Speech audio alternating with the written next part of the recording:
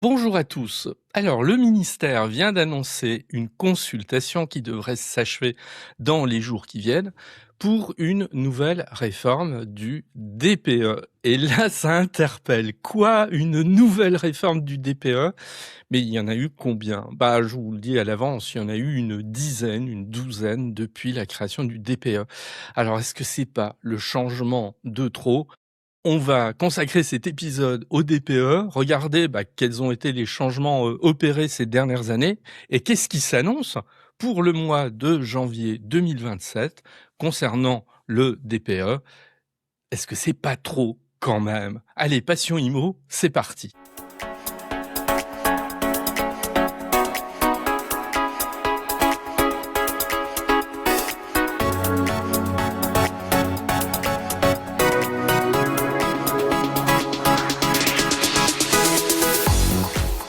Alors moi, j'aurais un vœu qui, à mon avis, va rester dans les cartons, mon vœu. C'est que je pense qu'il serait souhaitable que le législateur soit contraint, oui, je dis bien contraint, à ce que lorsqu'il fait une loi, il n'ait pas la possibilité de revenir dessus avant 5 années. Pour moi, ça aurait 2 vertus. La première, c'est que ça pousserait le législateur à réfléchir très précisément au contenu de sa loi et peut-être, de tourner, sa langue 7 fois dans la bouche avant de rédiger un texte. Parfois, ça ferait du bien, hein, plutôt que de faire des textes dans la hâte. Et puis, 2e vertu, c'est finalement, chacun d'entre nous, saurait que quand un texte est voté, il est pérenne pour les 5 ans qui viennent et il n'y aurait pas de changement, à attendre. Ce qui, à mon avis, donnerait une stabilité dont on aurait, bien, besoin. Puis ça éviterait une inflation, législative, constante. Parce que voilà, il y a suffisamment de sujets à porter, au parlement, qui demandent de la réflexion, peut-être pour ne pas encombrer, la discussion. Bon, j'ai peu de chances que ce vœu, arrive et c'est bien dommage. Alors on en arrive au DPE. Avant de regarder, ce qui est prévu dans la réforme annoncée par la ministre, alors plutôt que de réforme, on devrait dire, amendement parce que ça reste quand même relativement, mineur.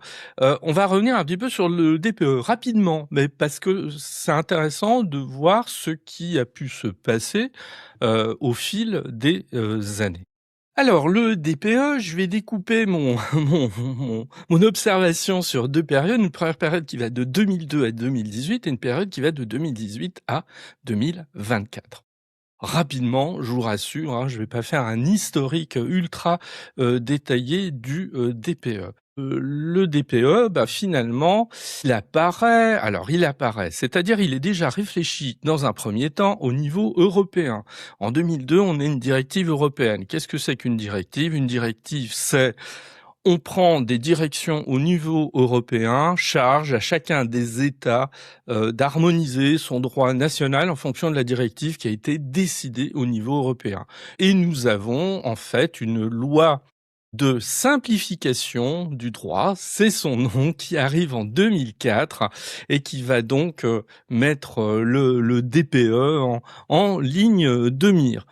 Sa première version du DPE, ici, à ce moment-là, il s'agit exclusivement d'informer les acquéreurs d'un certain nombre d'éléments concernant le bien immobilier.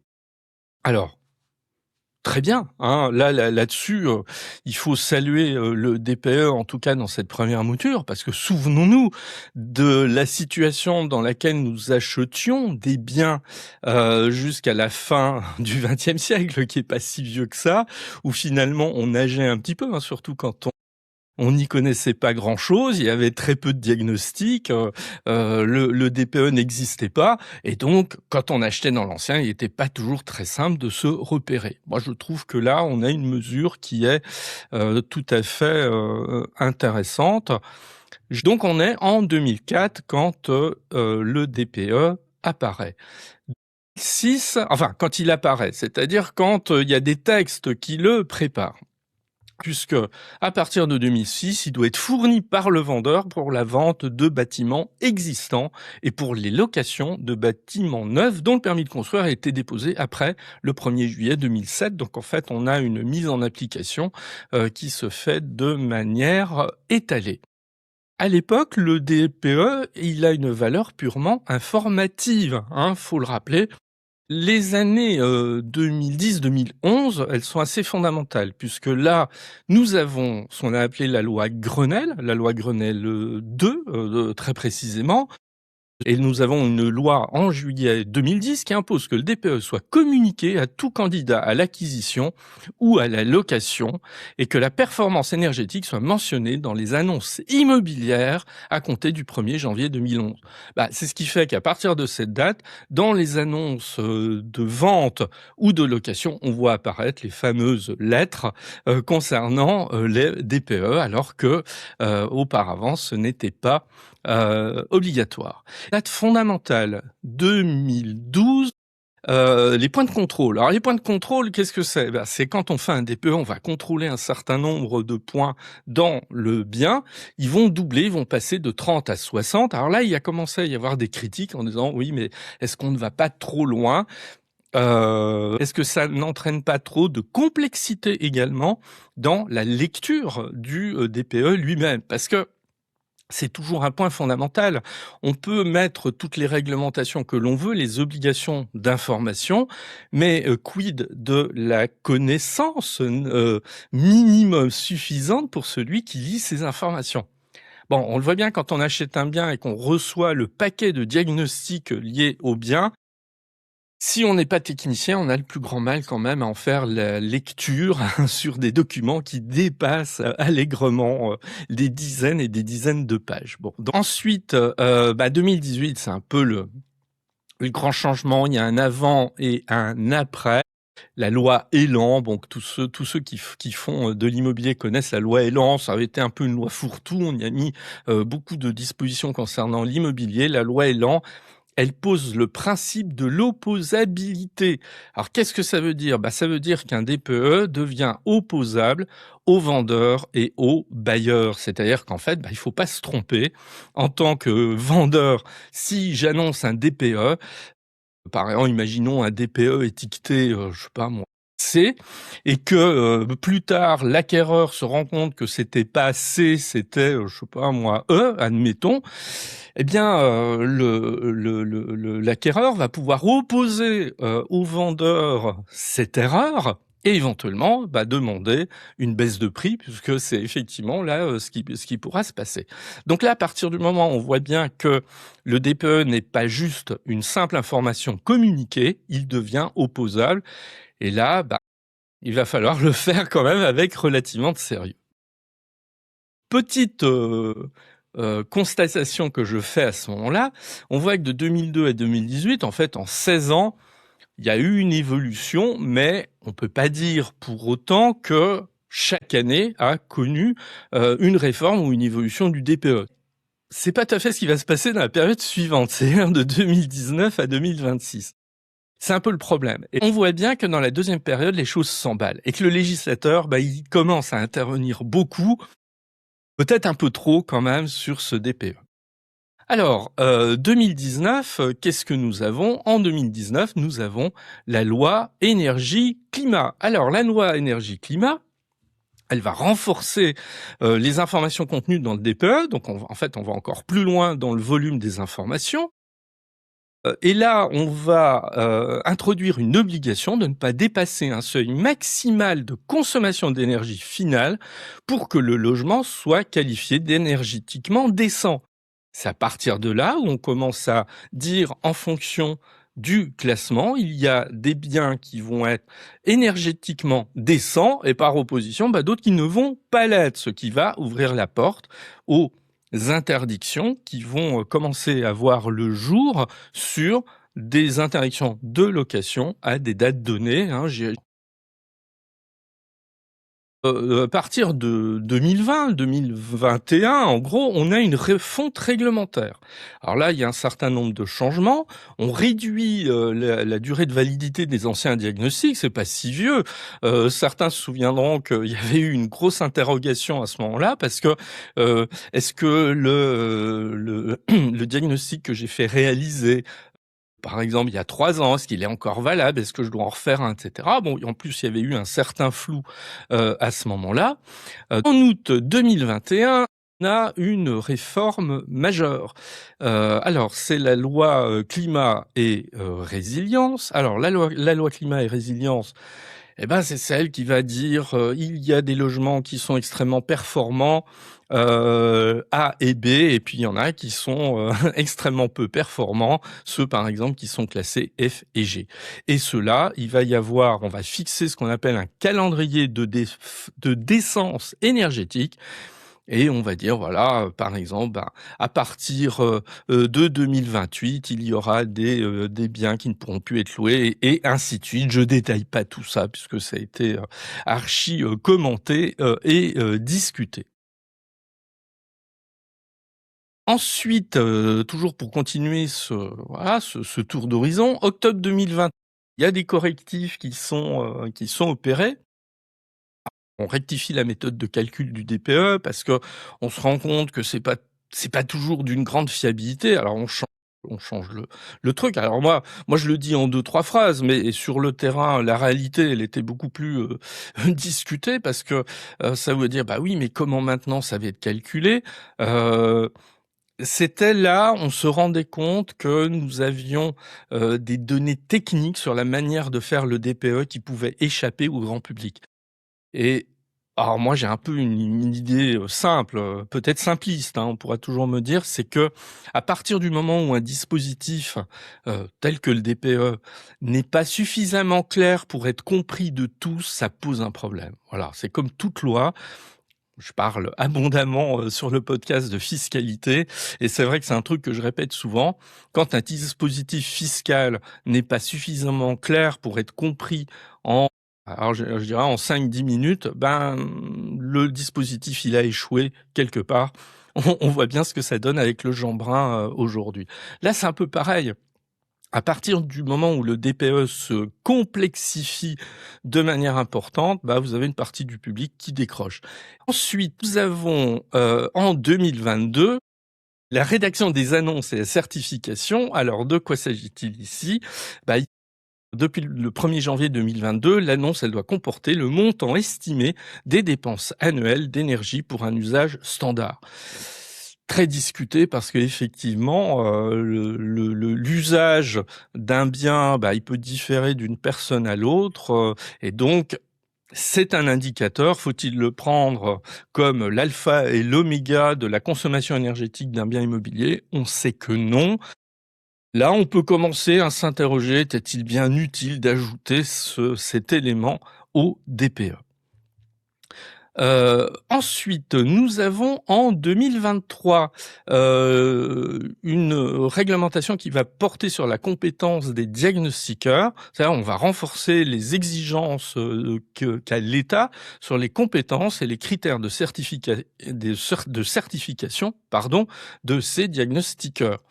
Alors là, pareil, ça c'est un sujet, qui est récurrent depuis le début. Ça ne veut pas dire que n'importe qui pouvait s'installer, diagnostiqueur avant 2024, pas du tout, mais simplement, on va renforcer, une exigence. Il y a quand même une critique, hein, qui est souvent entendue. Les DPE sont pas les mêmes selon la personne qui va les réaliser. Ensuite, nous avons alors c'est peut-être une réforme qui était très importante, c'est ce qu'on a appelé la réforme dite des petites surfaces.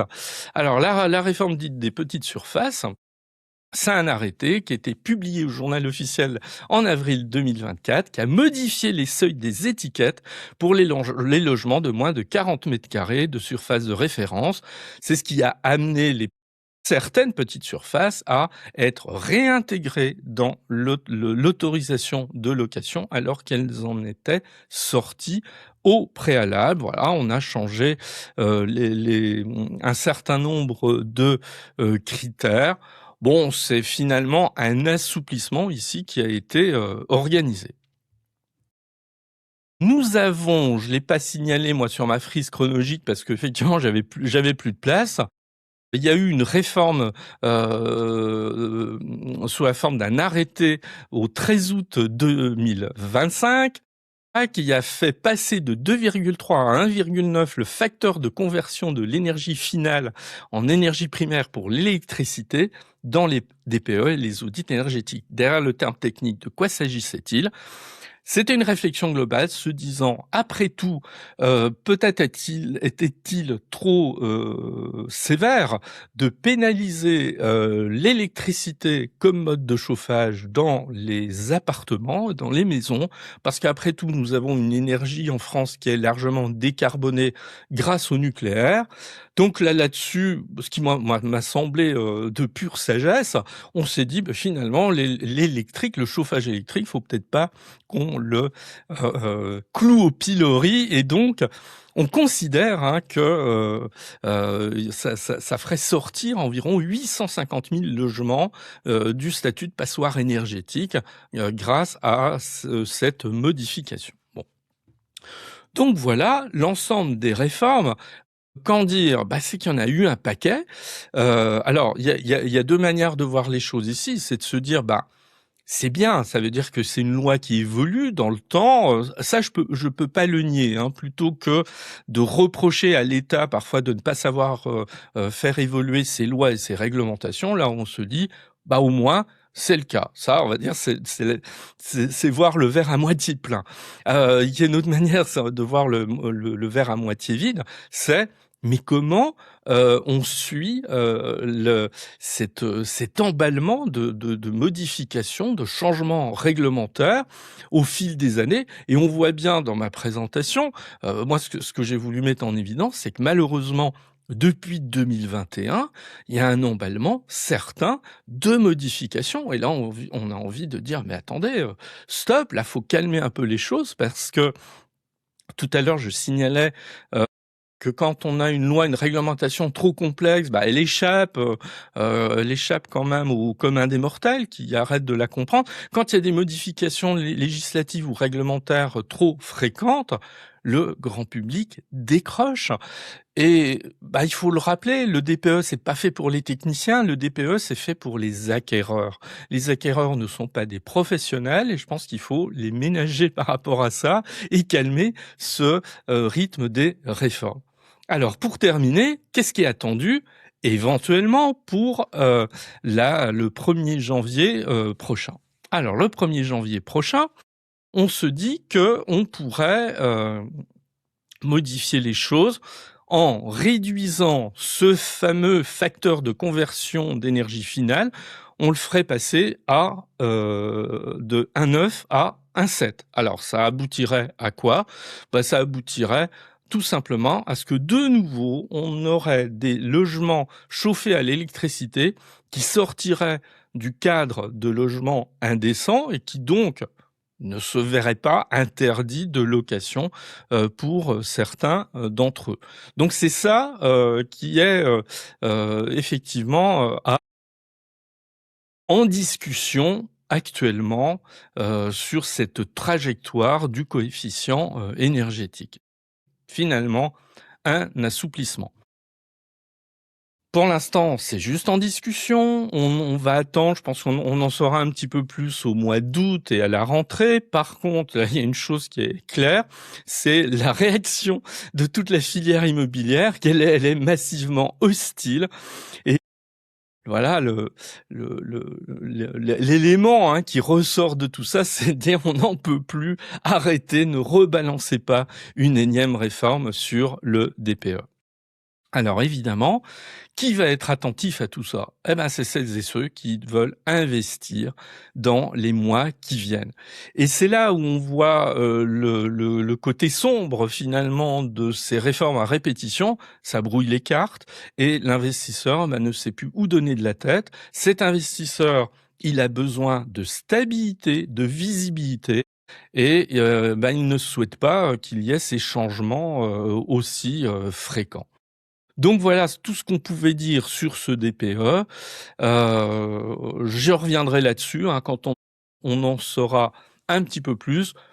peut-être que la ministre enterrera le projet et qu'on n'en parlera plus, à voir, donc affaire à suivre.